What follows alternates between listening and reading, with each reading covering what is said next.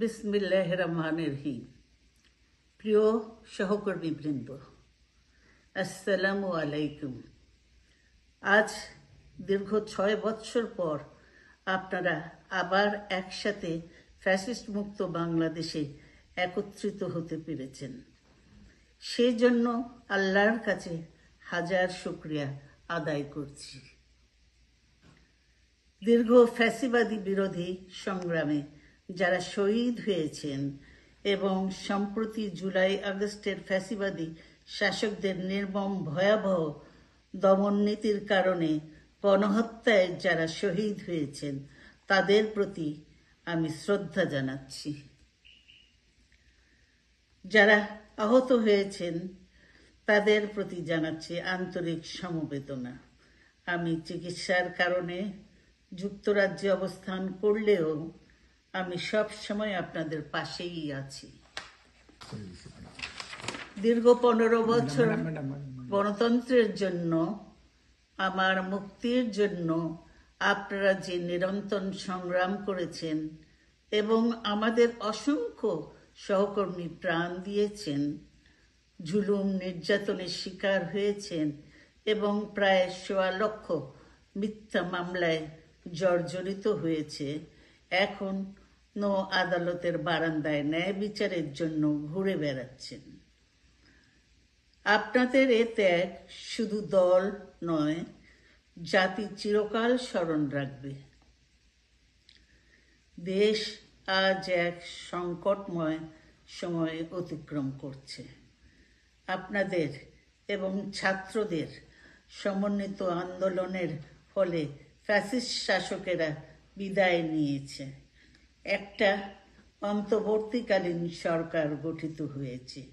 তাদের কাছে জনগণের প্রত্যাশা, রাষ্ট্র মেরামতের ন্যূনতম সংস্কার দ্রুত সম্পন্ন করে গণতান্ত্রিক ব্যবস্থায় ফিরে যাওয়ার জন্য সকলের কাছে গ্রহণযোগ্য একটি নির্বাচন অনুষ্ঠান সম্পন্ন করা। আমার অবর্তমানে দলের ভারপ্রাপ্ত চেয়ারম্যান, সিনিয়র নেতৃবৃন্দ এবং আপনাদের সকলকে সাথে সঙ্গে নিয়ে নিরন্তর কাজ করে দলকে সুসংহত করেছেন। আমি আপনাদের ধন্যবাদ জানাচ্ছি।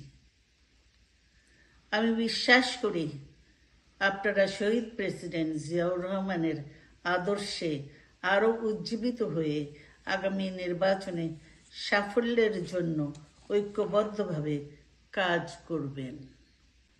এমন কোনো কাজ করবেন না যাতে আপনাদের এত দিনকার সংগ্রাম, আত্মত্যাগ বিফলে যায়।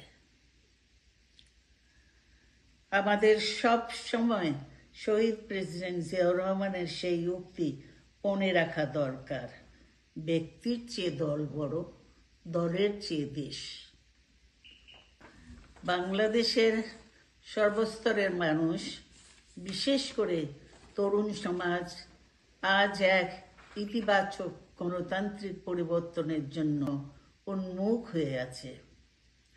ক্ষুদ্র ক্ষুদ্র সংকীর্ণতা ভুলে দেশ ও জাতির বৃহত্তর স্বার্থে আমাদের কাজ করতে হবে।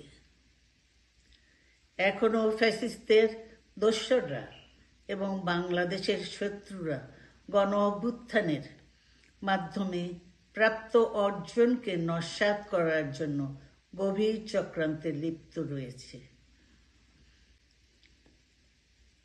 ইস্পাত কঠিন ঐক্যের মাধ্যমে জনগণকে সঙ্গে নিয়ে এবং চক্রান্তকে ব্যর্থ করে দিতে হবে।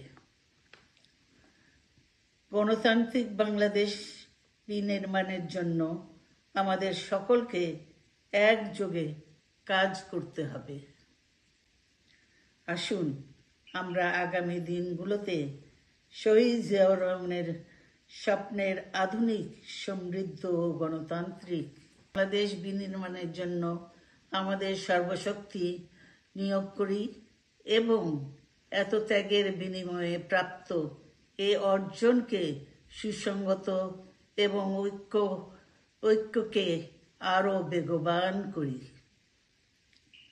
আমি যুক্তরাজ্য থেকে অসুস্থ অবস্থায় আপনাদের আহ্বান জানাতে চাই।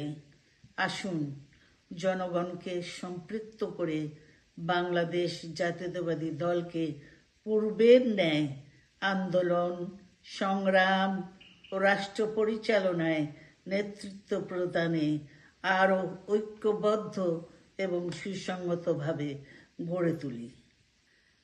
আপনাদের মাধ্যমে ছাত্র, যুবক সহ দেশবাসীর কাছে আহ্বান রাখতে চাই।